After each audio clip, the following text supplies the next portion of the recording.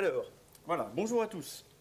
Merci de m'avoir invité. Donc, je vais vous parler de la modernisation des infrastructures et services numériques du monde, enseignement supérieur recherche, et puis accessoirement aussi évidemment un peu de HPC et un peu de données.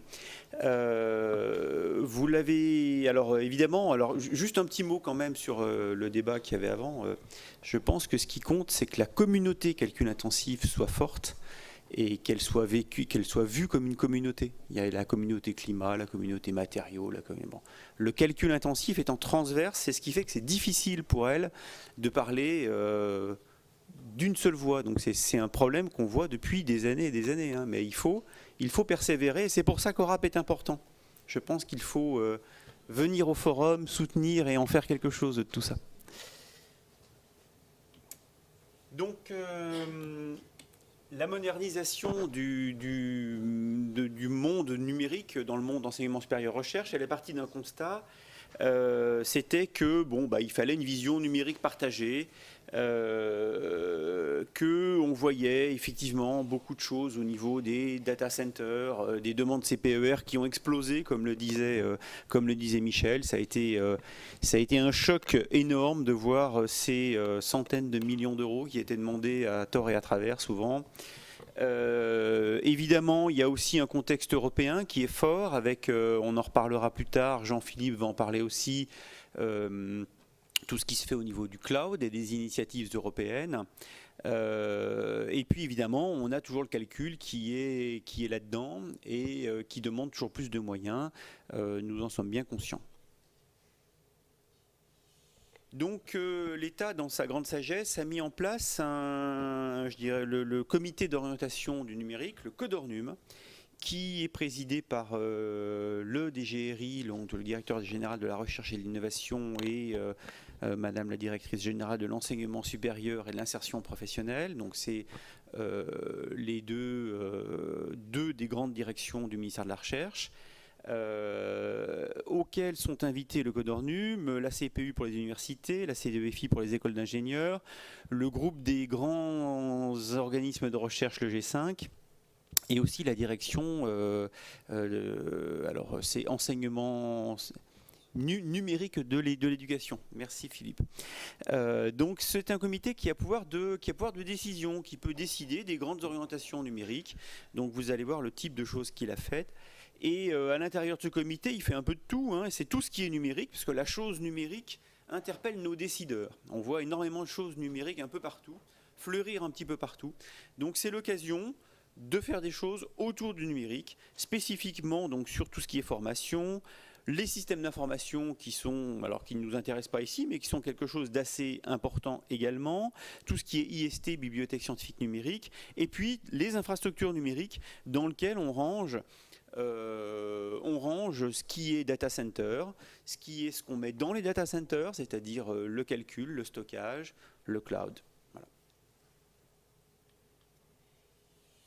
Aujourd'hui, je vais passer très vite, hein, ça c'est pour dire comment on voit les usagers et les usages de l'ESR. Plus bas, on voit les infrastructures d'accueil, ensuite des infrastructures numériques, typiquement un supercalculateur, des plateformes où on commence à partager des choses, et puis des services et des usages, et enfin des utilisateurs. Donc, vous voyez que avec cette représentation, on est exactement dans ce que vous pouvez constater dans les acronymes que vous avez forcément déjà vus quand on parle du cloud computing. Le cloud computing, il y a des infrastructures as a service, du platform as a service, du software as a service. Et bien là, on est exactement dans le même type d'usage. Donc, c'est un peu normal. Et puis évidemment, il y a plein de stratégies de rationalisation où on peut essayer de mutualiser à différents niveaux. Eh bien, on a essayé de mettre tout le monde autour d'une table, donc c'est tous ces gens-là. Et c'est pas facile, c'est pas évident, parce que tout le monde n'a pas la même vue, tout le monde n'a pas les mêmes besoins, tout le monde n'a pas les mêmes priorités. Et donc on le voit, on a nos deux grands opérateurs numériques qui sont déjà reconnus au niveau de ce qu'on appelle les très grandes infrastructures de recherche. On a deux gros opérateurs numériques que sont Renater pour le réseau et Gensi pour le calcul. Et puis on a évidemment tout le monde des organismes de recherche et des différents des différents groupes qui peuvent exister, qui sont partie prenante de la stratégie numérique. Tout ça, quand même, existe maintenant depuis 2 ans, je dirais, et on a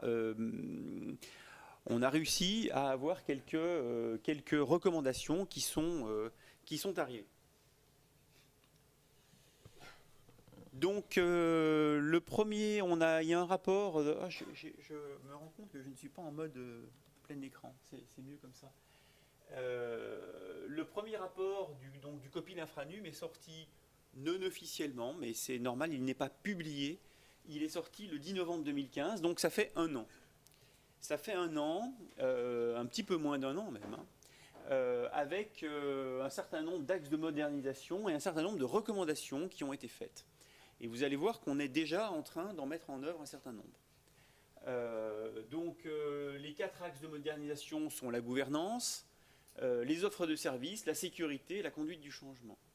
Et puis, tiré de ce rapport Infranum, il y a eu une feuille de route qui est sortie, elle, au printemps dernier, donc il y a 6 mois, je dirais, et qui s'est engagée sur un certain nombre d'actions, dont la modification des statuts de GENSI, actée cet été, Philippe l'avocat pourra en reparler, l'accompagnement de Renater, le 2e gros opérateur numérique, où on est en train de proposer des changements qui vont être proposés au conseil d'administration de la fin de l'année.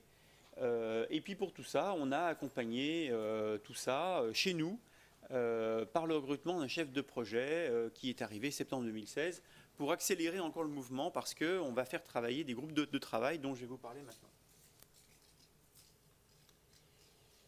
Je reviens donc sur les recommandations. Donc il y en a 11. Elles sont sur la gouvernance. Ça, c'est des problèmes importants. C'est des problèmes politiques, mais c'est des problèmes importants parce que sans décision politique, il ne se passe rien. Donc c'est quelque chose qu'il faut savoir aborder convenablement.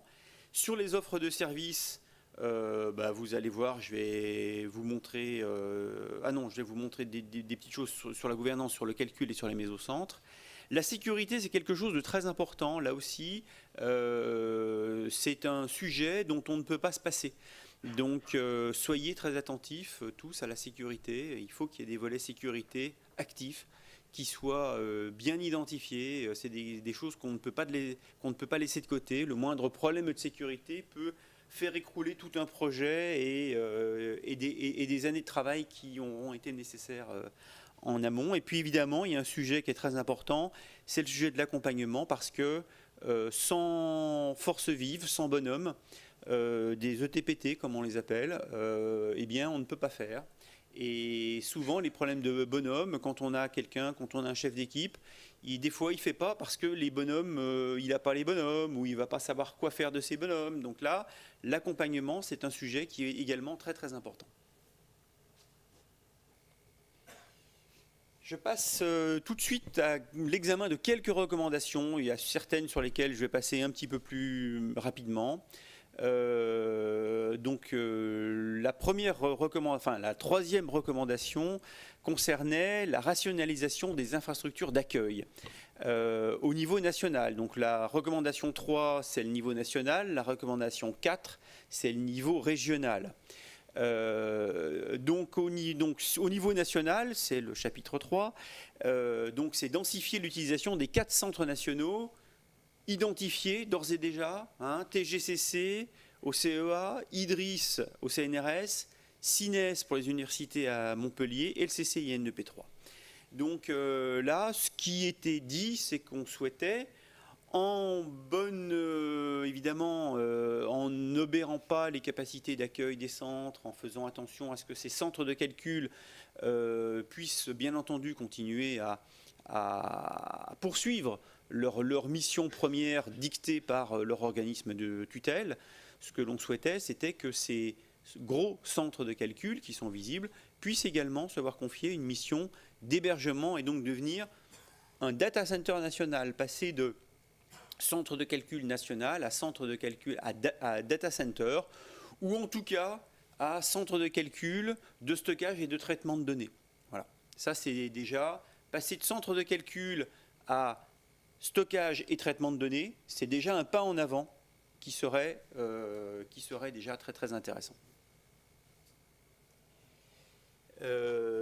Ensuite, l'action 3, la deuxième action de ce chapitre national, ça a été de conforter le rôle de GENSI et de lui confier aussi le périmètre stockage, puisque jusqu'à avant le mois de juin de cette année, GENSI ne faisait qu'acheter, c'était déjà pas mal, des gros moyens de calcul. Et bien là, GENSI peut aussi s'occuper du stockage. Donc comme l'a dit Michel Deydé avant, tout ça est venu finalement aussi d'un constat, d'une demande initialement de la communauté climat, qui était très importante, que personne ne savait gérer seul. La demande de la communauté climat sur le stockage a été étendue à du stockage globalement, et très naturellement, qui peut s'occuper de ça? Eh bien, on a vu que le calcul et les données étaient liés, que les calculs et les stockages étaient liés, et donc on s'est tourné vers GENSI, avec GENSI qui voit aussi, et ça c'est encore en cours de discussion, voit étendre son périmètre au niveau des frais de fonctionnement des centres de calcul. Ensuite, il y a un petit peu de gouvernance, avec notamment, on le voit, organiser la pyramide, rapprocher le centre de calcul de l'IN2P3, donc toujours pour un certain nombre de missions, ce n'est pas globalement évidemment, hein, mais il faut qu'il y ait des passerelles. Et puis l'action 4, elle est très importante aussi sur ce chapitre national, c'est évidemment le réseau. Parce que sans réseau, si on parle numérique et si on n'a pas de réseau, eh ben on a tout faux. Donc il faut effectivement toujours plus de moyens sur le réseau. Et c'est pour ça aussi qu'une réflexion est en cours au niveau de Renater. Je passe ensuite au niveau régional. Le niveau régional est très complexe. Déjà faire le national, je peux vous dire que c'est pas simple. Mais alors quand on passe au niveau régional, c'est encore plus compliqué parce que on veut donner une impulsion, on veut donner une grande direction qui, je crois, est partagée par tout le monde. Mais les acteurs sont évidemment encore plus nombreux puisqu'il y a toutes les régions. Il y a ce qu'on appelle les communes, donc les communautés d'université, les régions, et tout ça fonctionne avec des universités qui sont autonomes, je vous le rappelle, des régions qui sont autonomes aussi. Et donc, si une région décide de bâtir un data center from scratch, elle a le droit de le faire. Si une université décide de le faire aussi, elle peut. Donc, il faut arriver, essayer de rationaliser tout ça. Bon.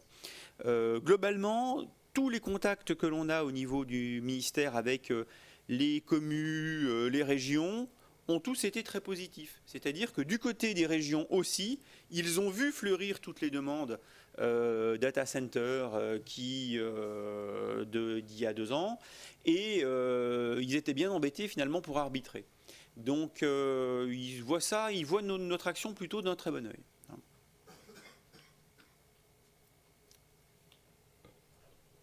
Ensuite, donc au niveau des mésocentres de calcul, là aussi, on pense qu'on peut essayer de rationaliser tout ça, renforcer des liens avec GENSI aussi, et aussi avec le groupe calcul, évidemment, et puis vérifier qu'on peut faire migrer des gens.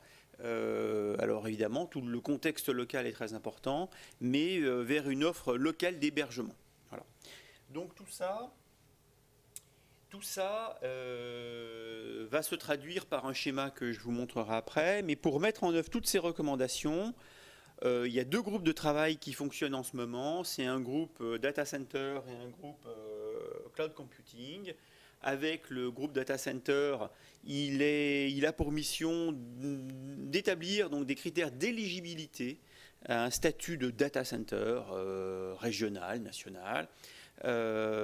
Avec des projets donc, que l'on va essayer de labelliser, je vais vous en parler un petit peu plus tard, et puis donc de bien regarder ce qu'on peut faire, comment est-ce qu'on peut dire moi je suis un data center régional, venez chez moi, c'est quelque chose qui est important, avec donc composition des groupes, on le voit, GENSI, Renater, et puis des représentants au niveau ministériel, des représentants des universités, des écoles, des instituts, des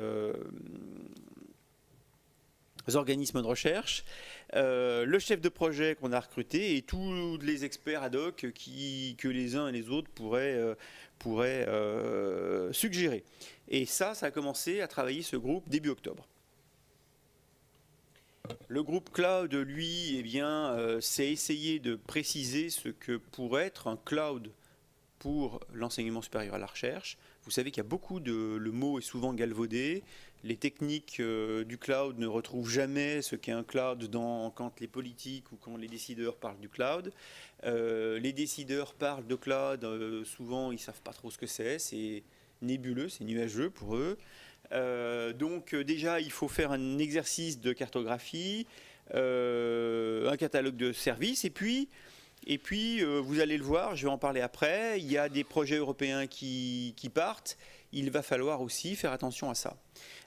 Composition, c'est ce coup-là, c'est pas Gency Renater, c'est Renater Gency. Non, c'est Renater et France Grille, mais Gency est dans le groupe, avec toujours le niveau ministériel, les universités, les organismes de recherche.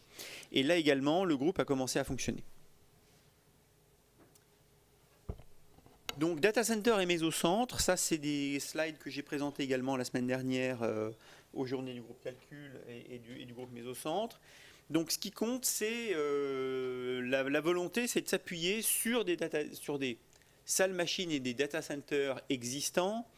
Donc c'est tirer parti de l'expertise humaine et des infrastructures qui sont déjà concentrées souvent autour des mésocentres et des centres de calcul, avec un effort de rationalisation et la mise en place d'un comité de labellisation. C'est-à-dire qu'à un certain moment, on va être capable de donner un coup de tampon sur un projet, de donner un coup de tampon sur un centre de calcul en disant que ce centre de calcul, ce data center, a le label Data Center régional pour l'ESR, Data Center national pour l'ESR.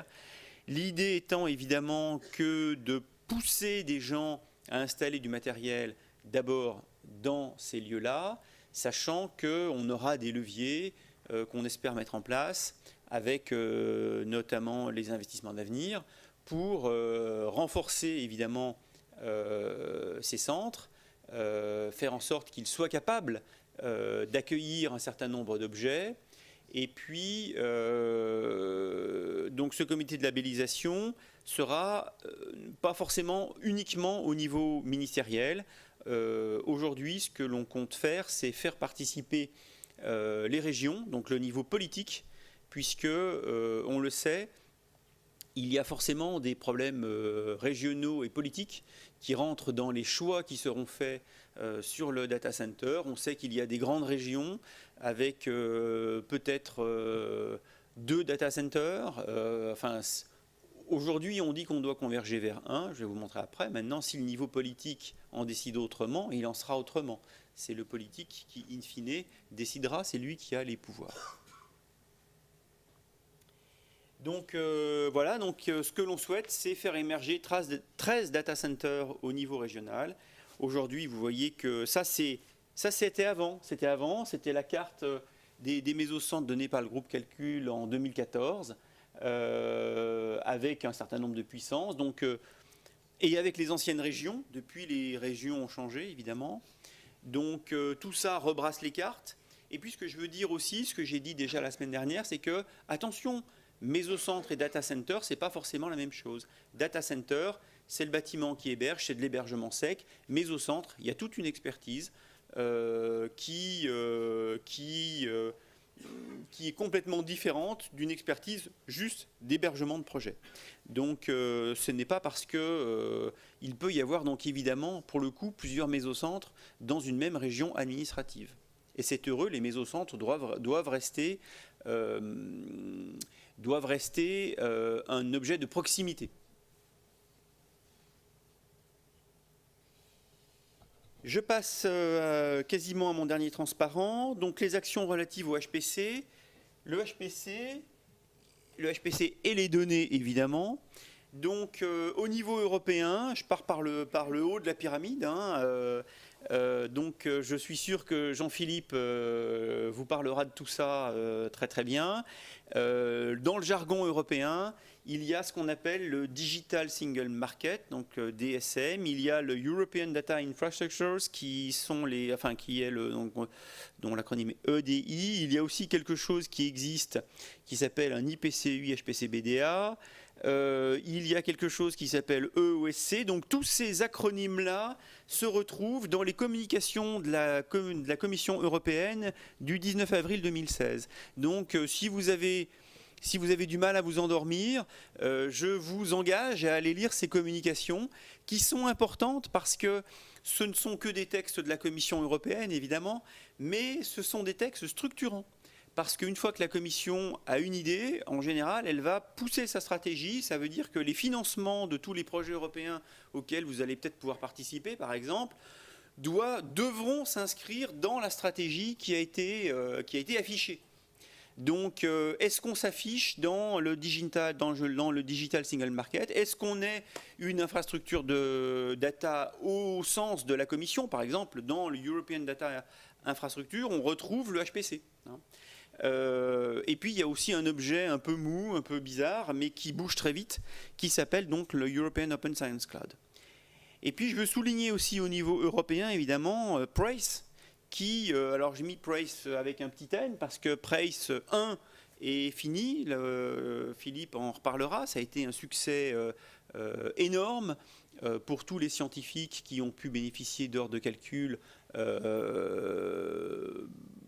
très largement en France, beaucoup d'heures en France, beaucoup de projets ont bénéficié de PRACE, donc c'était un très très gros succès.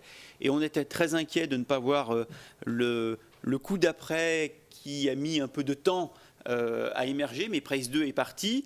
Donc je suis sûr qu'il y a plein de gens qui vont faire de la pub. Moi j'en fais aussi, tant pis. Le call 14 de PRACE est ouvert. Allez-y, demandez des heures. Je pense que c'est quelque chose de très très important. Et puis évidemment, après ce PRACE 2, il y aura probablement un PRACE 3 que l'on espère et sur lequel on travaille déjà au niveau inter-État, puisque le modèle, ce sont les modèles de PRACE qui évoluent et où on souhaite évidemment que la Commission et l'Europe, si elle veut faire émerger une infrastructure européenne, ce que les États disent, c'est qu'elle doit en financer une partie, ce qui, dans PRACE 1, n'était pas vraiment le cas. Donc, on essaye de pousser à ce que des fonctionnements puissent être pris en charge, des investissements puissent être pris en charge. Mais ça, PRACE 2 a démarré, donc ça, c'est presque le coup de PRACE 3. Donc, c'est les discussions qui vont démarrer dans les mois qui suivent. Et puis, en France, c'est l'exposé de Philippe Lavocat aussi sur cette partie nationale. Évidemment, nous pensons au ministère au renforcement des moyens de calcul de GENSI, avec aussi le stockage, qui ici est inclus dans ces nouvelles missions. Et puis évidemment, le soutien à la préparation de l'ère hexaflopique. L'hexaflop, et on en parlait beaucoup finalement il y a 2 ans. On s'est rendu compte que bon, fallait peut-être pas se presser. Initialement, je me souviens, on disait que l'hexaflop serait en 2018, je crois. Maintenant, on parle plutôt de 2020, enfin plutôt 22 presque. Donc, on voit que ça a pris du retard, mais en même temps, il faut y penser et il y a quelques ruptures technologiques qu'il faut appréhender. Donc, GENSI a commencé à faire des choses. Philippe Lavocat vous en parlera probablement. Moi, je ne l'ai pas mis sur mes transparents qui seront publiés sur Internet. Je ne veux pas parler de décrochage, je ne peux pas. Mais ce que je dis, c'est qu'effectivement, on doit penser à rejoindre le peloton parce qu'on s'en éloigne. Donc oui, il nous faut évidemment de nouveaux moyens. Et j'espère que on va réussir dans les années qui viennent à trouver des modes innovants de financement pour renforcer nos moyens de calcul, de stockage et de traitement de données globalement, puisque on ne doit pas oublier tout ce qui est traitement de données. C'est pas forcément du calcul intensif au sens traditionnel, mais le traitement de données, c'est aussi du calcul, c'est de la manipulation de données. Donc je pense que c'est un sujet très très important. Et puis évidemment le niveau régional, je vous en ai parlé un petit peu avant, les mésocentres, surtout ne confondez pas mésocentres et data center, c'est le dernier point que je voulais souligner. Je vous remercie encore de m'avoir invité. Y a-t-il des questions ? Merci Laurent. Des questions? Alors on a Michel. Merci. La question que je pose pas, c'est quel est le magnifique budget qui accompagne tous ces progrès. Et la question que je pose, c'est ton dernier point. Il est venu un peu tard à mon goût pour corriger une espèce de glissement sémantique où on passe de centre de calcul à data center. Et je crains que ce soit extrêmement dangereux de dissoudre entre guillemets le calcul dans les données. On insiste sur le fait qu'il y a des liens, évidemment. Les données, en l'état actuel des choses, il y a une grosse partie probablement de buzzwords, il y a une partie qui va rester. Mais le calcul doit s'affirmer. Si on veut pouvoir faire aboutir cette communauté computational science dont on parlait, il faut continuer à parler de calcul en tant que tel et pas caché sous les données. J'espère. Il n'y a aucun souci là-dessus. Aujourd'hui, j'ai parlé infrastructure et data center parce que dans le schéma, dans le plan de modernisation des infrastructures numériques, on a voulu justement différencier les infrastructures d'hébergement, donc les data centers, et les infrastructures numériques en tant que telles. Le calcul en fait partie. D'ailleurs, pour le coup, la Commission, quand elle parle de EDI, de l'European Data Infrastructure, elle le fait, le calcul est dedans. Et elle ne s'occupe pas de data center d'ailleurs. Hein. Donc oui, le calcul est là, le calcul est présent. Et la communauté Computational Sciences doit effectivement vivre, bien sûr, et se renforcer. Question ? D'un point de vue technique, je me demande si le même centre, la même infrastructure, la même façon de gérer les jobs peut à la fois tourner des codes de calcul intensifs et sur les mêmes machines en même temps, au milieu, tourner des codes d'analyse de données volumineuses. Je ne sais pas si, je sais que les avis sont partagés là-dessus, mais je ne sais pas si on peut arriver facilement à avoir les mêmes, tout au même endroit, avec la même gestion. Non, je pense que les machines sont probablement différentes. Aujourd'hui, justement, c'est bien l'enjeu de parler de data center. Un data center est un lieu où on peut héberger plusieurs objets. On peut héberger du calcul, du supercalcul. On peut héberger du traitement de données standard ou du HTC. Et on peut héberger des gros silos de stockage, des grosses baies disques de stockage, voire d'autres objets numériques qui pourraient arriver un jour. Donc oui, le data center, lui, il héberge plein de choses. Est-ce que les équipes, elles, ce qui compte ici à ce niveau-là, c'est de rationaliser les espaces d'hébergement, c'est le béton, c'est l'alimentation électrique. L'alimentation électrique est quelque chose qui est très cher. Donc ça veut dire que quand une université ou quand n'importe qui doit changer son poste d'alimentation, ça coûte tout de suite un bras. Les infrastructures de froid, il faut du froid de toute façon pour tout. Donc déjà on mutualise ce qu'on appelle le niveau zéro. Voilà. On mutualise l'hébergement sec. Ensuite, tout le travail qui est fait d'ailleurs au sein du groupe Data Center, c'est de faire émerger des offres de services. Parce que pour que quelqu'un vienne être hébergé dans un data center, il faut qu'il sache ce qu'il a, ce qu'il va avoir, qui fait les gestes de proximité, qui peut faire ceci, qui peut faire cela. Ça, c'est les critères qui sont en cours de définition. Voilà. Mais l'offre de mutualisation, elle est bien comme ça. Et non, on veut pas. Enfin, une machine de calcul, elle coûte cher. Elle a ses spécificités, c'est pour faire du calcul.